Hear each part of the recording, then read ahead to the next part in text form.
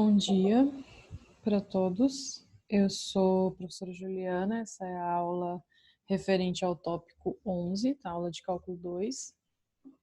Essa é a nossa aula síncrona, aula 11. Esse tópico 11 ele é referente às funções de duas ou mais variáveis, tá? E a gente vai falar então sobre isso.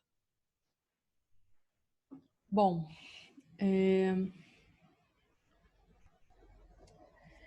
então eu vou começar falando sobre funções com duas variáveis, tá? A gente vai começar com um caso mais simples, que são duas variáveis. E eu vou começar fazendo isso lembrando do que a gente viu lá do cálculo 2, do cálculo 1, tá? Então no cálculo 1, o que nós tínhamos no cálculo 1 eram funções dessa forma aqui, tá?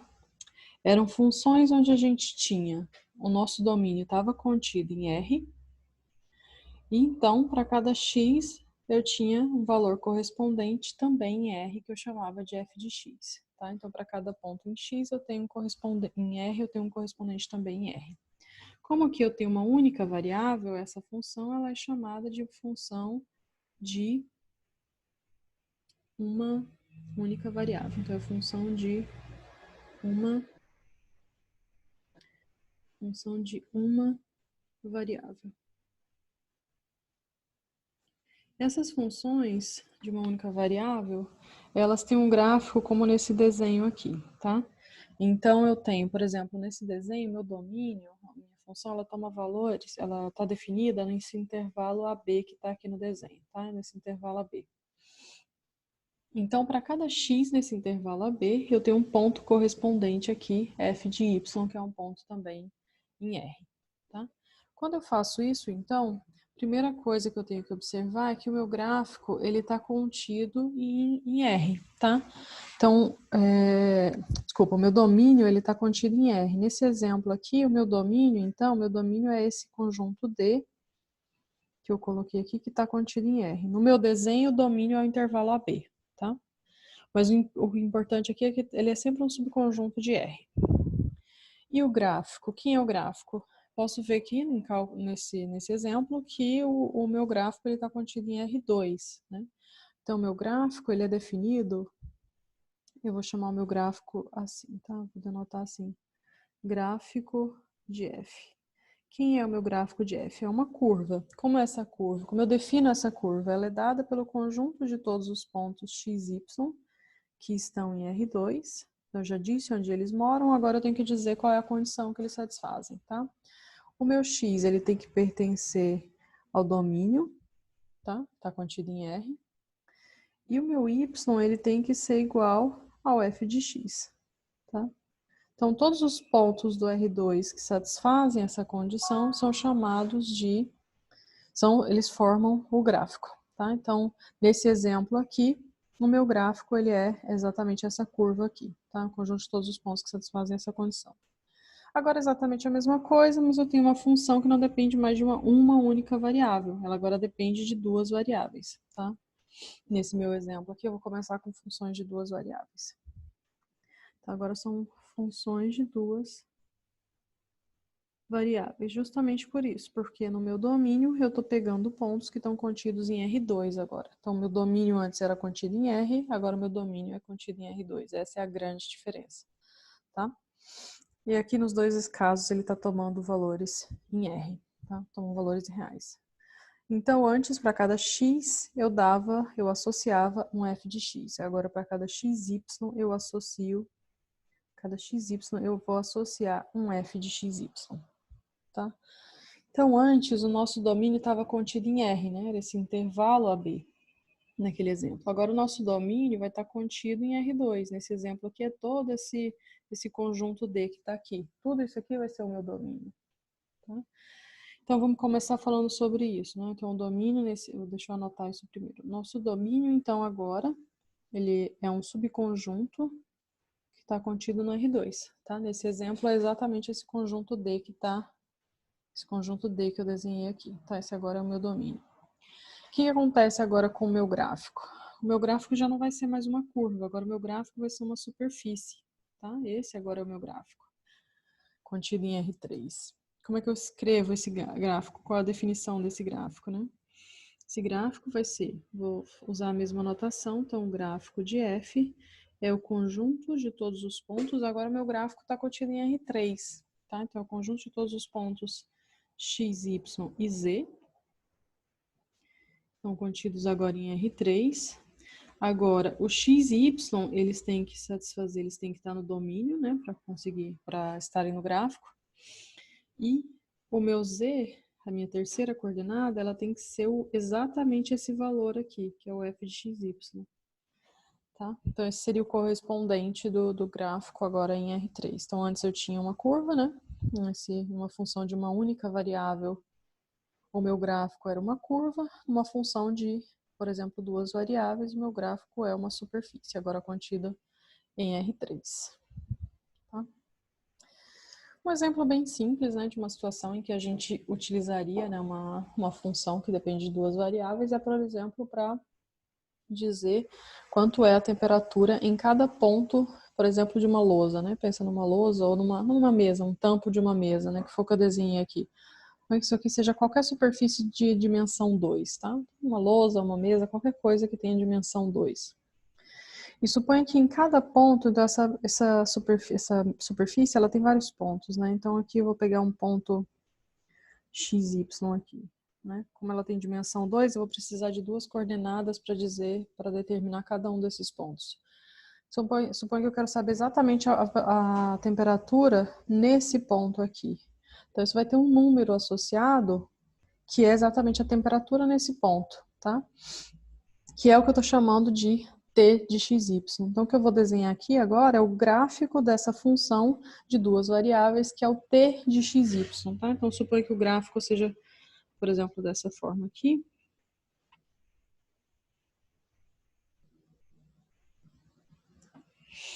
Tem uma superfície aqui, tá? E para cada ponto que eu escolho, então, para cada ponto XY, eu subo até o meu gráfico.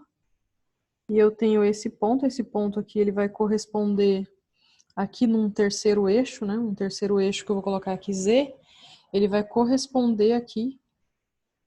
Eu adiciono um terceiro eixo e esse ponto ele corresponde a um valor aqui, e esse valor é exatamente o t de xy, tá?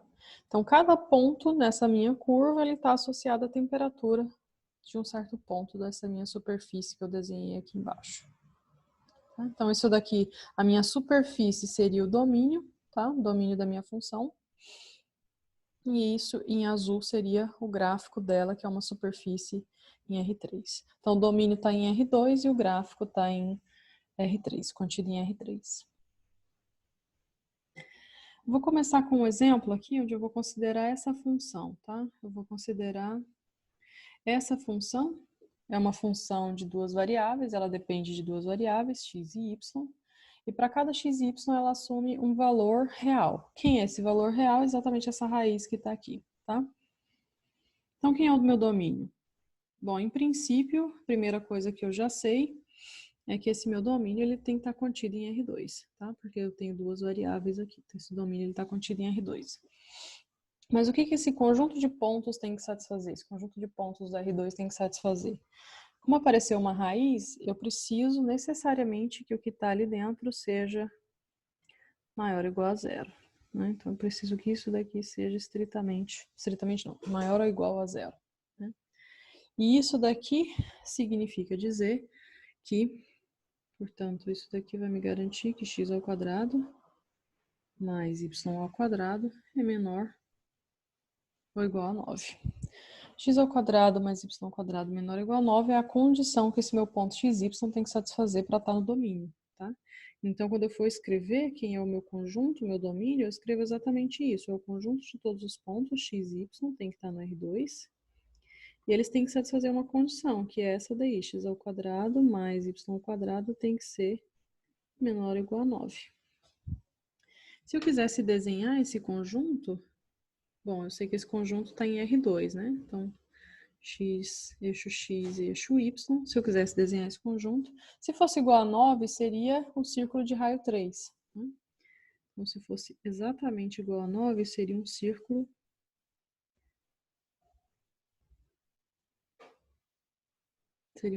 de raio 3. tá? Mas ele pode ser também menor ou igual a 9. Então, na verdade, é todo o interior e, inclusive, a fronteira desse disco. Então, na verdade, tudo isso que está aqui é o meu domínio D. Tá? Então, meu domínio contido em R2. Bom, e o meu gráfico? O meu gráfico está contido em R3. Então, o meu gráfico, que eu estava denotando assim, né? É o gráfico da minha função f, isso aqui é um subconjunto do R3. Esse subconjunto, como é que eu faço para desenhar então isso? Né? O conjunto de todos os pontos x, y, z, mas o z tem que satisfazer a condição de ser imagem dessa minha função. Portanto, a minha última coordenada z, ela vai ter que necessariamente satisfazer isso daqui. Ela tem que ser f de x, y. Ou seja, o z tem que ser necessariamente 9 menos x ao quadrado menos y ao quadrado, claro, com x, y dentro do domínio, tá?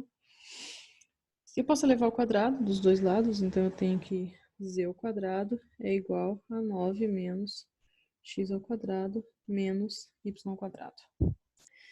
Ou seja, x ao quadrado mais y ao quadrado mais z ao quadrado é igual a 9, tá? Aqui o que eu tenho, então, se eu quiser desenhar isso, né, o conjunto de todos os pontos x, y, z, onde x e y está no domínio e z satisfaz isso, eu teria que desenhar... Bom, se eu quisesse só desenhar isso, x ao quadrado mais y ao quadrado mais z ao quadrado, se eu quisesse desenhar essa superfície, ela está lá em R3, né? Eu consigo fazer isso assim.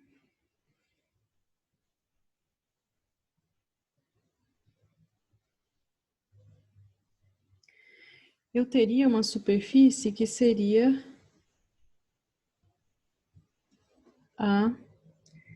uma esfera, né? Seria uma esfera aqui de raio 3. Se eu quisesse desenhar essa superfície aqui. Essa superfície é uma esfera de raio 3, né? Contida lá no R3. Mas eu observo que o meu Z é dado por essa raiz, portanto o meu Z é positivo. Então eu não posso ter nada se esse daqui é o meu eixo X, meu eixo Y e meu eixo Z, eu não posso ter Z negativo. Então, essa parte de baixo aqui do meu gráfico, de fato, ela não existe, né? Na verdade, ela não existe. Então, o meu gráfico da função seria só o hemisfério superior. Tá? Então, o meu gráfico, na verdade, ele é simplesmente essa parte aqui, o hemisfério superior dessa minha esfera. Tá? Então, esse daqui é o gráfico da minha função f. E, de fato, se eu tivesse os dois hemisférios, isso nem seria um gráfico, porque para cada ponto XY, aqui no plano XY, eu teria dois valores associados. Isso, portanto, não seria uma função. Cada função, para ser função, para cada ponto no meu domínio, eu tenho que ter um único valor associado. Nesse caso, eu teria dois. Então, de fato, isso daqui, esse é o gráfico da minha função, hemisfério superior. E a minha imagem? A imagem é, portanto, o conjunto de todos os valores em que o meu z pode assumir, né? Em que são todos os valores reais, tais que esses valores são f de xy para algum xy. E para isso eu só preciso observar aqui no meu gráfico, né? Quais são os valores que o z pode assumir, né? Nesse eixo z aqui. Eu já sei que ele não pode ser negativo, né? Porque aqui para baixo eu não tenho gráfico, tá? Eu só tenho aqui para cima. Mas a partir desse valor eu não tenho nenhum z que pode assumir. O z não pode assumir nenhum valor que está aqui para cima. Então, na verdade, a minha imagem ela só vem aqui de 0 até 3. Tá? Então, a minha imagem ela está contida em R, né? Então, a minha imagem ela vai ser a imagem da minha função f, ela vai ser o intervalo que vai de 0 até 3. Eu fiz isso olhando para o gráfico, mas a gente consegue fazer isso olhando para a expressão da minha função, né? Esse valor que está aqui, ele está entre 0 e 9. Né? Se esse valor está entre 0 e 9, então a minha f, né, ou seja, o meu z, ele está entre 0 e raiz de 9. Ou seja, está entre 0 e 3. Tá? Então pode ser, a gente consegue também obter a imagem através da própria expressão que define a minha função, tá? Bom, mais um exemplo aqui, o domínio dessa função, suponha então agora que eu tenho essa função aqui, uma função também de duas variáveis, essa função tem um domínio que está contido em R2, né?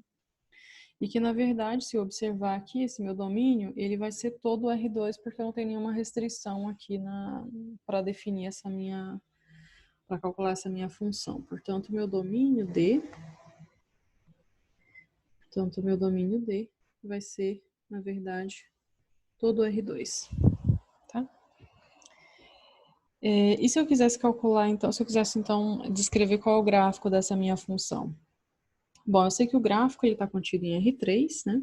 Então, meu gráfico F, o gráfico da minha função F está contido em R3, então é o conjunto de todos os pontos x, y, z, onde z necessariamente é daquela forma, né? 2 menos 4x ao quadrado menos y ao quadrado. Se eu escrevo dessa forma aqui, a gente consegue ver x ao quadrado. Vou colocar tudo positivo aqui, vou passar isso para o outro lado, vai ficar 2 menos z. Né? Portanto, deixa eu apagar isso. Eu tenho isso, né? 4x ao quadrado mais y ao quadrado igual a 2 menos z. Isso daqui, para cada valor de z, o que eu tenho é uma elipse, né? Então, eu observo duas coisas. Primeiro, para ter essa minha elipse aqui, eu primeiro observo que eu tenho 4x ao quadrado mais y ao quadrado. Isso daqui é necessariamente um valor maior ou igual a zero. Portanto, isso aqui tem que ser maior ou igual a zero, tá? Então, isso daqui tem que ser necessariamente um valor maior ou igual a zero. Daqui eu já concluo que o meu z tem que ser menor ou igual a 2, tá? Então, para cada z, para cada número z que eu fixo, eu tenho uma elipse. E observo que à medida que esse z vai diminuindo, o meu eixo dessas elipses estão aumentando. Tá? Para fazer isso, basta dividir por 2 menos z aqui, que você vai ver o tamanho do eixo da sua elipse. E o z está começando em 2 e está assumindo todos os valores, inclusive negativos. Então, eu vou tendo elipses com eixos cada vez maiores. Então, se eu quisesse desenhar esse gráfico aqui, o que eu teria seria exatamente uma superfície como essa daqui. Então, aqui é o meu eixo x, o meu eixo y e o meu eixo z. Então, eu começaria aqui em z igual a 2. Para cima eu não tenho nada, meu z tem que ser menor ou igual a 2. Observa que o eixo maior, se você dividir aqui por 2 menos z, o eixo maior vai ser sempre o do eixo y. Portanto, a sua elipse ela vai ter um formato assim. Ou seja, para cada z que você enxerga aqui, é uma elipse. Tá? Então, para cada z, né, para cada corte horizontal que eu faço, eu tenho uma elipse. Tá? Isso daqui é um paraboloide elíptico.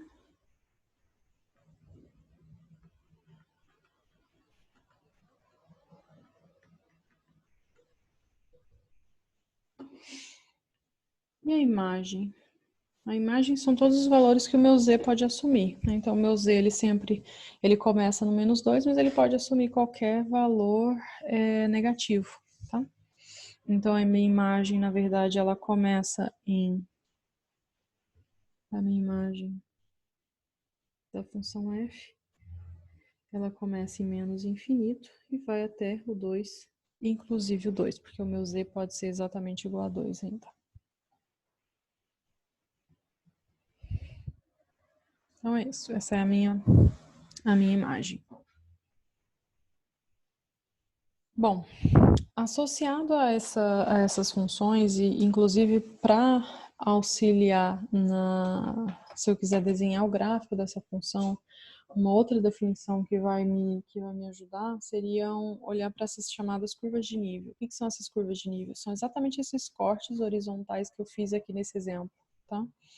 São os valores, são o conjunto de pontos x, y, tais que a minha função f tem exatamente aquele valor, né? Então, por exemplo, suponha que você tem uma função de duas variáveis aqui, tem uma função f de duas variáveis, tá? E aí eu pego um valor k, ou seja, um número real, um escalar, que está na minha imagem da minha função, tá? Como se fosse o meu z ali, né? Escolhi um valor z, fixei um valor z. Então, a minha curva de nível k, para esse k que eu escolhi, é o conjunto de todos os pontos em D, estão lá no R2, que satisfazem f de xy igual a k, tá? Conjunto de todos os pontos que satisfazem f de xy igual a k. Então, eu vou fixar esse valor k e vou pegar todos os pontos xy que satisfazem exatamente aquele valor. Então, nesse exemplo aqui, seria exatamente fazer esses cortes aqui. O que eu vejo quando eu faço esses cortes? Eu vejo elipses, né? Para cada valor de z, cada valor desde menos infinito até 2, para cada valor de z que eu fixo, quando eu faço esse corte horizontal, eu enxergo uma elipse. Tá? Então, essas seriam as minhas curvas de nível, seriam essas elipses. Nesse exemplo aqui, seriam essas elipses. Tá? Para a gente ver isso mais claramente, eu teria que fazer o seguinte, teria que escrever, portanto, a minha curva de nível K, nesse mesmo exemplo, é o mesmo exemplo que a gente acabou de fazer, tá? Então, a minha curva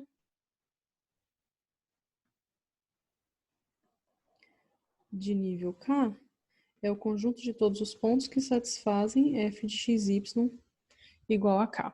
Eu já sei necessariamente que o meu K é menor ou igual a 2. Então, vou começar tentando desenhar o que acontece no K igual a 2.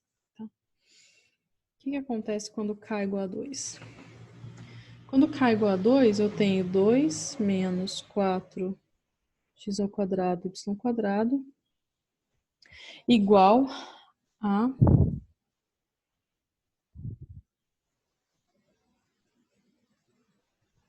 igual a 2. Tá? Ou seja, f de xy igual a k. Então, é exatamente f de xy igual a k, que eu escolhi primeiro, desenhar a curva k igual a 2. Isso aqui é simplesmente... posso escrever simplesmente...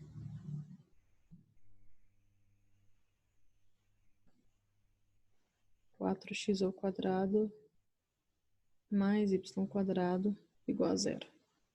Para eu ter 4x ao quadrado mais y quadrado igual a 0, eu preciso necessariamente que o x e o y sejam ambos iguais a 0. Tá? Então, isso aqui eu preciso que o x seja igual ao y, que seja também igual a 0. Ou seja, se eu quiser desenhar essa minha curva aqui, eu vou desenhar pequenininho e na próxima página eu vou colocar o desenho maior. Tá? Então, se eu quisesse desenhar essa minha curva de nível, ela seria simplesmente esse ponto aqui. Ponto 0, 0. Tá? Que é x, que é y. Seria simplesmente o ponto 0, 0. Seria simplesmente a origem, tá? Se eu quisesse desenhar a curva de nível k igual a 1, o que seria para mim a curva de nível k igual a 1? Seria a mesma coisa. 2 menos 4x ao quadrado menos y ao quadrado igual a 1. Isso daqui eu posso reescrever como sendo 4x ao quadrado mais y ao quadrado igual a 1. Isso daqui é uma elipse, tá? Isso daqui é uma elipse, e se eu quiser tentar desenhar essa minha elipse, vou colocar aqui para ver se eu consigo desenhar tudo nessa página. Isso vai ser uma elipse, o meu eixo maior vai ser na direção y, vai ser exatamente 1 na direção y.